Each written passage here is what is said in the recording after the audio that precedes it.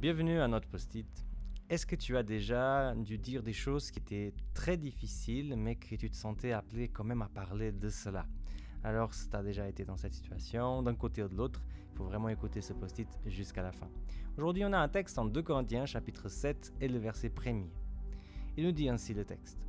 « Toutes ces promesses sont valables pour nous, mes chers amis. C'est pourquoi purifions-nous de tout ce qui salit le corps, aux l'âme, et efforçons-nous d'être parfaitement saints et vivants dans le respect de Dieu. » On a ici plusieurs mots que j'appelle des mots compliqués parce que c'est des mots qu'on n'apprécie pas. Et on voit aussi que l'apôtre Paul il essaie de préparer son discours en disant voilà, chers amis, je vais vous parler maintenant de quelque chose.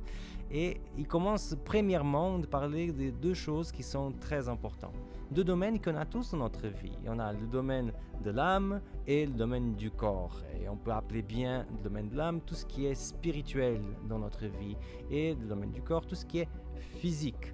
Et c'est vrai que ce sont des dimensions qu'en tant que croyant, normalement, on n'assure pas tout le temps. C'est vrai qu'en étant croyant, on s'intéresse beaucoup au côté spirituel, mais il existe aussi de la spiritualité dans la façon dont on traite notre corps.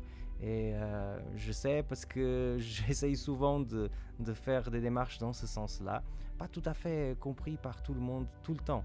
Mais c'est vrai que quand on est en bonne santé, quand notre corps fonctionne bien, on se sent quand même plus connecté avec Dieu. Mais le texte ne parle pas juste de cette dimension-là, donc qu'on est âme et corps, mais il va aussi dire que notre but devrait être saint et pur. Et ça, c'est quand même quelque chose de compliqué. Parce que tu peux pas être 80% pur, ou 95% sans. Soit tu l'es, soit tu l'es pas. Alors pourquoi l'apôtre Paul va donner des buts comme ça qui sont pas atteignables? Parce qu'en fait, si tu as une cible que tu peux y arriver, le jour que tu arrives, tu bosses plus. C'est fait, tu es arrivé. Mais si tu as un but dans ta vie qui est inatteignable, mais que tu le poursuis quand même dans ta vie, ça va faire que dans toute ta vie, tu vas avancer.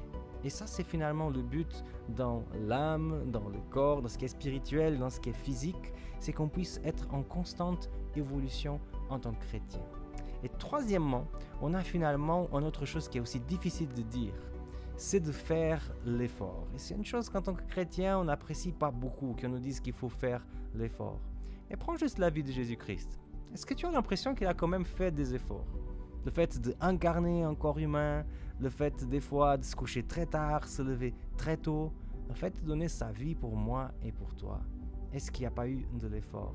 Et est-ce que le fait de regarder la vie du Christ, cela pourrait nous inspirer aussi à faire de l'effort pour prendre soin de notre corps et aussi de notre âme? C'est la réflexion que je me fais pour moi aujourd'hui. Moi, je m'appelle Samuel Cogna et c'était le post-it d'aujourd'hui.